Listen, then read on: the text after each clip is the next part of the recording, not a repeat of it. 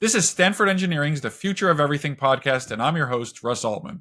If you enjoy The Future of Everything, please follow or subscribe wherever you get your podcasts. This will guarantee that you never miss an episode. Today, Mark Skylar-Scott will tell us that his group is trying to develop 3D printing methods for human tissues and organs. His initial focus is on the heart because it's so badly needed for future transplantations. It's the future of bioprinting. Before I get started, please remember to follow the podcast if you're not already doing so, and hit the bell icon if you're listening on Spotify. This ensures that you'll get alerted to all of our new episodes and never miss the future of anything. You know, many of us are aware of 3D printing that has emerged in the last decade. Usually plastic, sometimes metal. These are amazing little machines that can make 3D objects by laying down layers of material to form the widgets that we all need. But now scientists are trying to do the same thing with human cells to create tissues and organs. It's called bioprinting, or even 3D bioprinting. This is exciting because it opens up the possibility of developing new tissues to replace our old hearts, our old kidneys, our old cartilage. It sounds like science fiction, but people are starting to do it. In fact, Mark Skylar-Scott is a professor of bioengineering at Stanford University. He's an expert at 3D printing, and he will tell us how he's working to create all 11 cell types that are required in a human heart, how he can get them to where they need to be, and how he can make sure that they get the blood that they need so the oxygen and the nutrients allow them to continue to live. Plus, the heart needs to pump and connect to the rest of the body. Mark, what is bioprinting? Well, you may have heard of traditional 3D printing, where we have nozzles that are extruding plastic to form these, cute little key rings and trinkets and, other exciting gizmos. Bioprinting is, instead of printing plastic, what if you're printing cells? You're printing biology. Wow. Okay. So there's a lot to unpack there. So in fact, I'm not very familiar with 3D printing, although of course I know it exists and I've seen the little widgets that you describe. I know that a lot of printing in 2D is like inkjet. And so I guess we'll go a little bit into it right now, and then we can pop up and talk about why we would ever want to do this. Tell me about the technology. Are we actually, I think you said the word nozzle. Are we actually squirting biological material kind of on some sort of substrate to get it to assume a 3D shape? You use a word that I often like describing our work in, squirting stuff out of nozzles. That's what we do. So think of a traditional 3D printer working with plastic, heating it and spaghettiing it out of a nozzle, and then that spaghetti gets moved around in 3 dimensions to build up a 3-dimensional shape. But instead of plastic, we're spaghettiing out, a biopolymer with cells, like a cell-friendly material and cells that we put together and construct a 3-dimensional biological shape. Okay, great. So now that we have this rough idea of bioprinting, let's pop up to 30,000 feet. Why are you doing this? What are the big opportunities that you see that have made you kind of literally devote your career to this topic? Yeah, so we're really excited about the potential of using bioprinting to produce human tissues and hopefully one day organs on demand, so that instead of having to receive someone else's heart as a donor, you can have your own heart made from your own cells, right? So it's a wonderful dream, and I think it has been a dream in this field of what we call tissue engineering, making new tissue, for about 40 years now. But bioprinters are just the ideal way of making living matter, right? We are 3-dimensional creatures. And so the idea of trying to create a living being or a living organ in a 2D Petri dish, right, is not going to work out. We need some 3-dimensional structure. And 3D printing is just unlocking the ability to make things much more precisely and get much better biological function.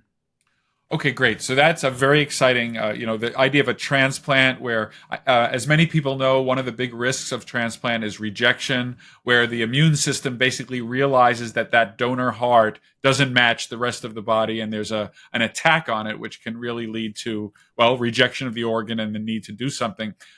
So that sounds very compelling. Now, okay, so where are we going to get the cells to print with? So you said that there's this goop. You didn't say goop. There are these cells, and they might be derived from me. So can you take me through what would be, whenever this is possible, what would be the sequence of events that would get me my new heart? Yeah. So traditionally, tissue engineers have relied upon harvesting cells from a patient, like a primary cell, and then growing them up, culturing them so they divide. But if you think about heart cells, they actually don't divide. So you can't go into the patient and take a biopsy of some of their heart cells.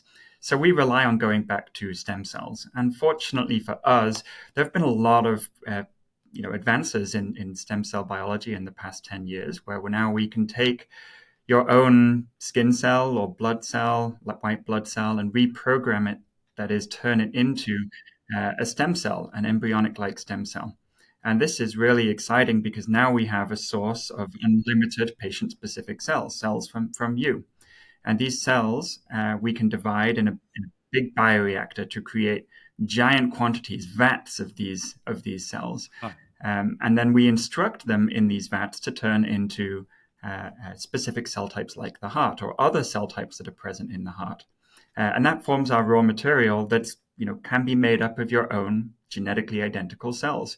So that's really, really exciting for us. Yes. Okay, good. So that really is very clear. So using skin cells that have then been reprogrammed was the word you used. That sounds great.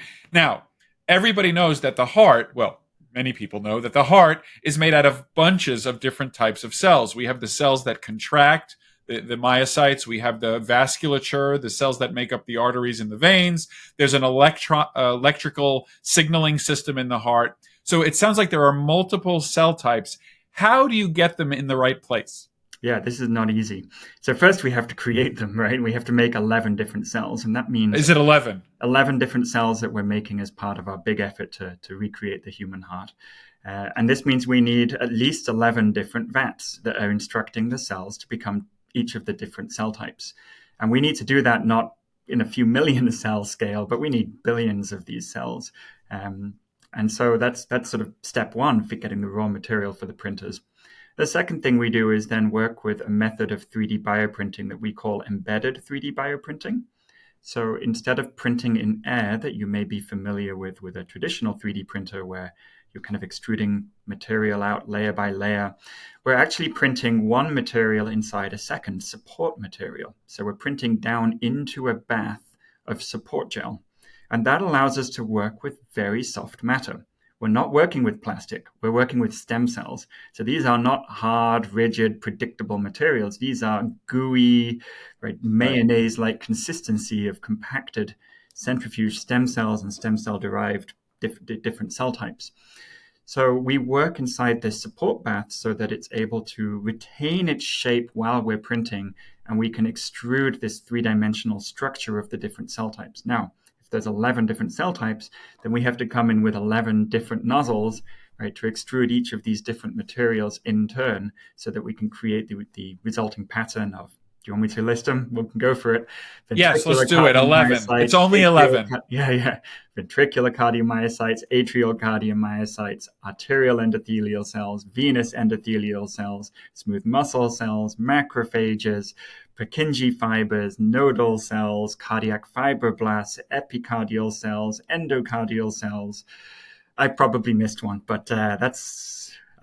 Okay, so this is... And I'm imagining 11 nozzles. I love this. 11 nozzles at the right moment and at the right position, laying down their material. And I love your analogy with mayonnaise, because it's clear that mayonnaise, at a certain level, it wouldn't even be able to support its own weight.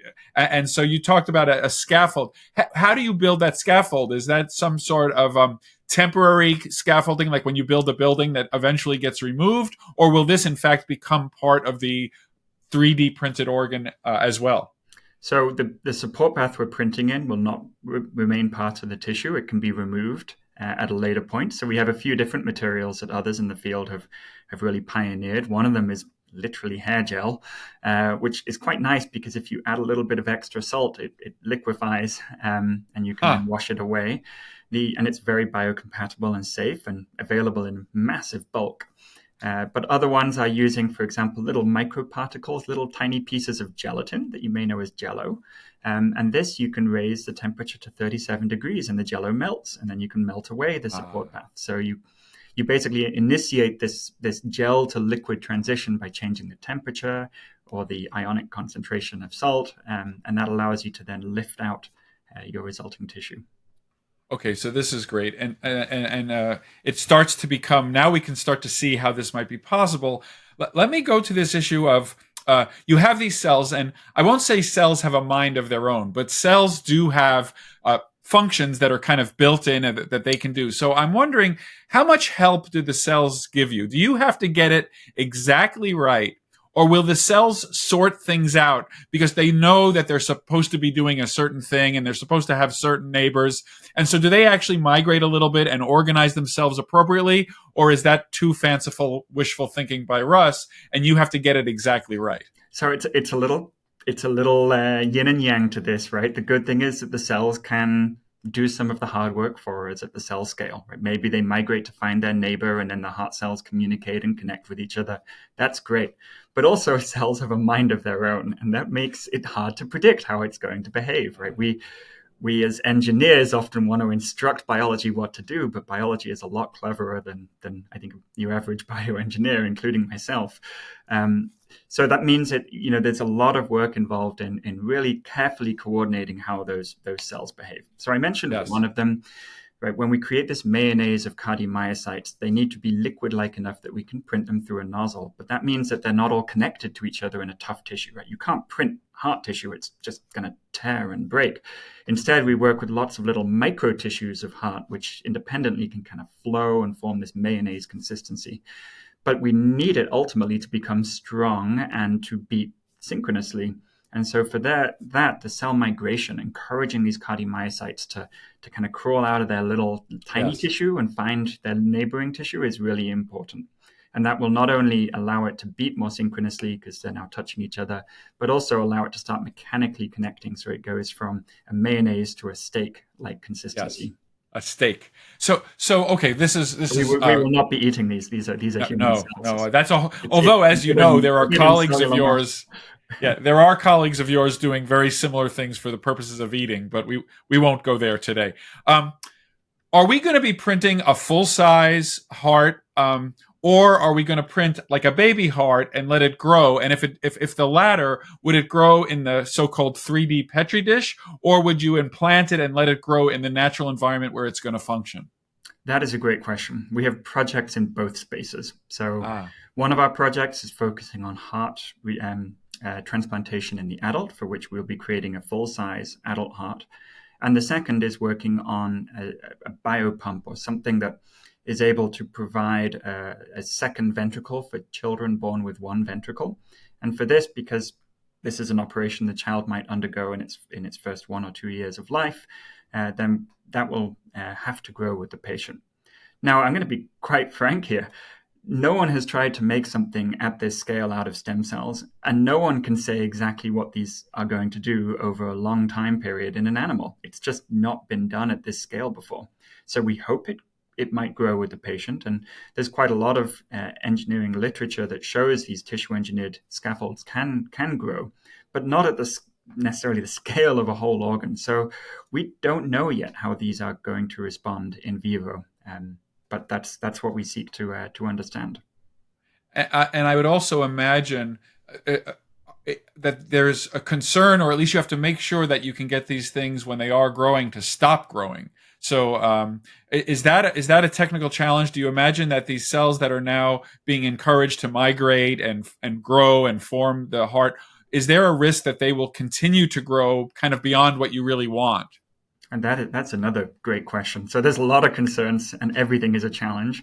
And yes, making sure that it's receiving the right cues at the right time. So to some extent, a developing human already provides those cues, right? We grow and know generally when to stop growing. And the cells that we produce will presumably sense the same growth factors and changes over time that may allow it to sort of stop growing when it should stop growing. I will say that we also intend to start growing this organ not in vivo, not putting it straight into a patient, but instead have it in a bioreactor that we can control its environment. So think about those first few crucial days when we go from a mayonnaise to a steak, right, where these little pieces of tissue connect together. That we expect to do inside large vat reactors that will hold the whole organ, and we're able to add molecules that dictate which pathways are on or off to encourage more cell migration, and then tone that down after the connections have been established. So I'm going to guess that you don't go and have your first experiment be 11 different cell types all together. And correct me if I'm wrong. So can you tell, what's the path to the full 11? Are there subsets that are kind of easier to work with together, and then you build up your confidence? Or in fact, are you indeed going for all 11 at once? I'm just very interested in the sequence of events that lead to success. Yeah, so we've already done quite a lot of work at the small tissue scale with small amounts of very manually cultured cells. So we understand how these roughly behave when you're looking at a milliliter, right? Like a thimble of tissue. But when we want to sort of start integrating all of these different cell types, we're really limited by the raw material. And so we've really been focusing the last 3 years on scaling up our raw material, because the rate at which we can learn, we can print, we can divide and conquer all of these different questions is really fundamentally limited to our production of the cells.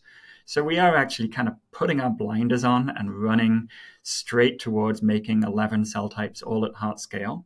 Not only will that allow us to start printing, one big heart every 2 weeks is our goal for the purposes of practicing, but we can also divide all of those cell types to enable much higher throughput experimentation.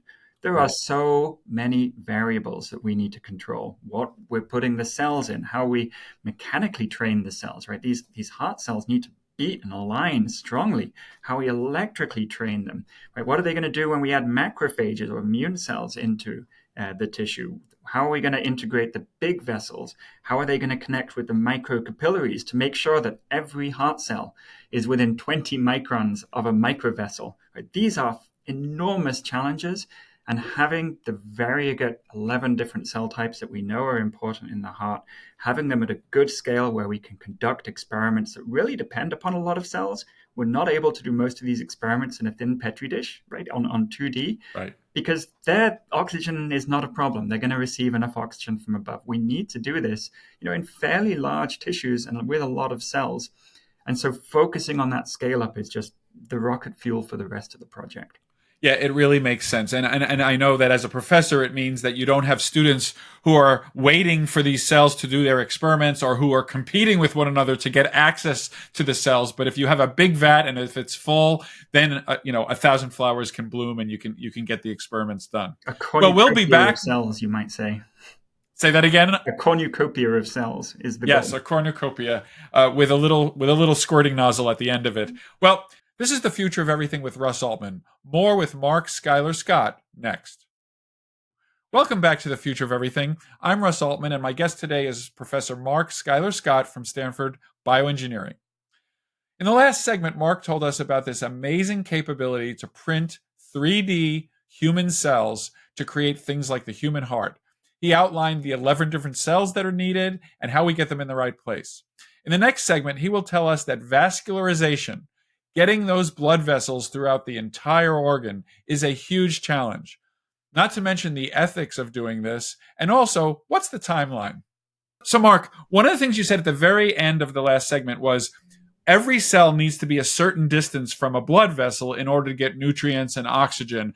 And so there's this issue of how do you make sure that you get a totally functional vascularization of the tissue? That is to say, all of the blood vessels from the big ones down to the capillaries.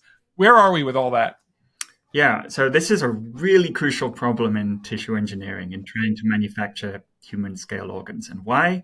Because if we made a bucket load of cells, literally like, a quantity of cells and shoved them all in a bucket and had no plan to feed them with oxygen and nutrients, they would of course die, right? We have blood vessels throughout our body from the giant aorta right down to the tiniest capillary.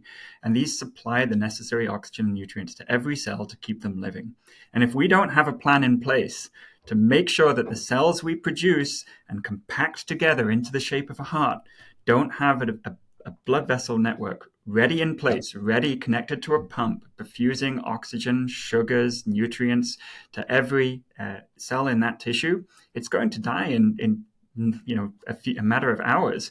So we need to. Yeah. So this has to be there right away or very soon. There right away. Now, traditional tissue engineering, they take a sponge-like scaffold and add seed, sprinkle cells onto that. And they're able to keep thin tissues living because there's not enough thickness to worry about oxygen diffusion.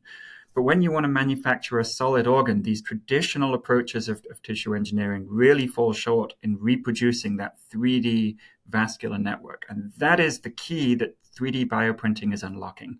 Our ability to create complex shapes from the cells, the 11 different cell types I told you about, but also come into that tissue and write where the channels, the nutrient conduits will be for us to connect to a pump and keep those cells alive.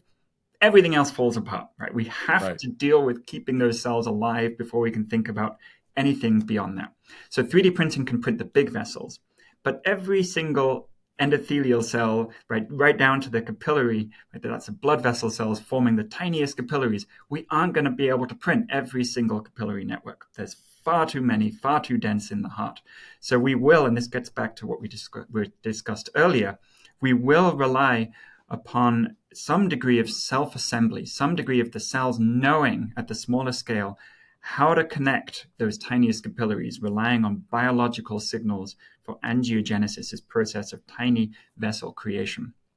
We will rely upon that to some extent. So where the top-down 3D printed big vessels meet that bottom-up self-assembly, where biology rules at the sub 100 micron, sub 0.1 millimeter scale, that is a crucial problem that we are still working to try and solve. So is your sense that you're going to have the cells kind of burrow through the other cells to create the vessels, or are you going to leave a hole in some way, like a little empty tube that they can then populate? We're trying both. I'm being very honest here.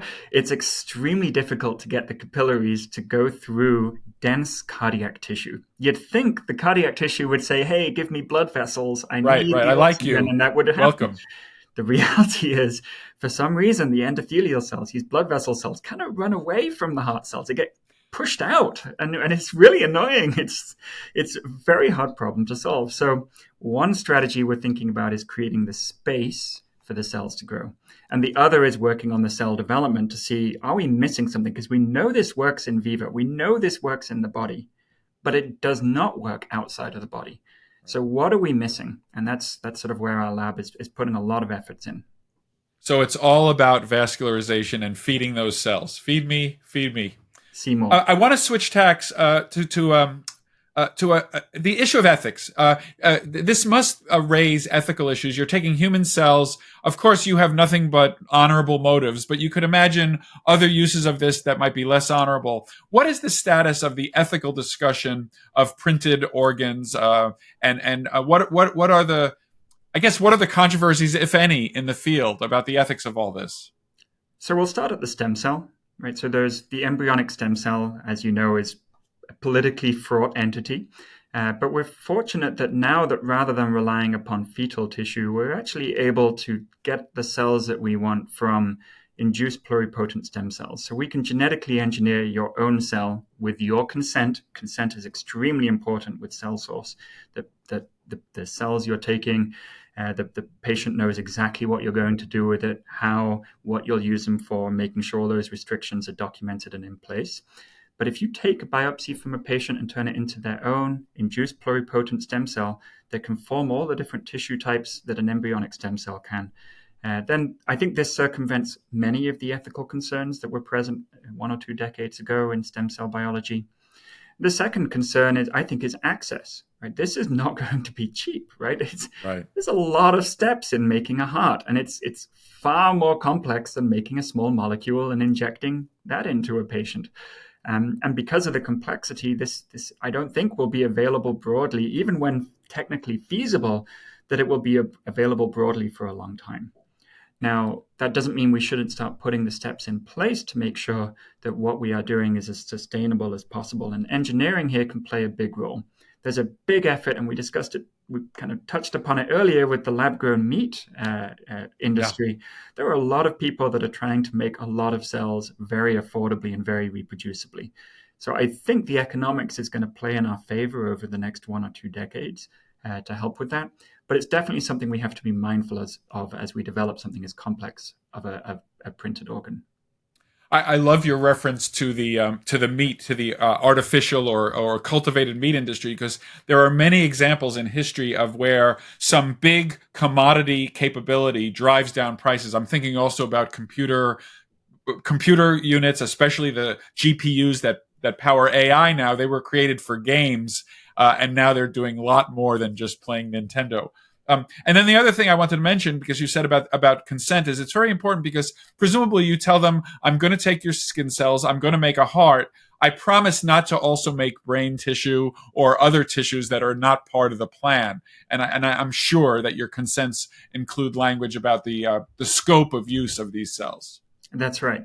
And I would say we're fortunate in the heart space that we're not in as ethically fraught a space, perhaps, as trying to engineer these cerebral organoids in a dish, Right. or trying to recreate blastoids, these blastocyst-like embryos that are entities that are developing in a dish.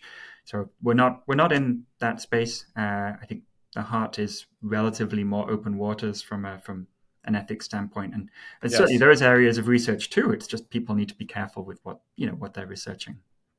Great. So, in the final couple of minutes, I want to ask you about the timeline for all this. I'm sure there are people listening to this thing saying, I need that heart ASAP. Other people might be young and they might be many decades away from needing a new heart.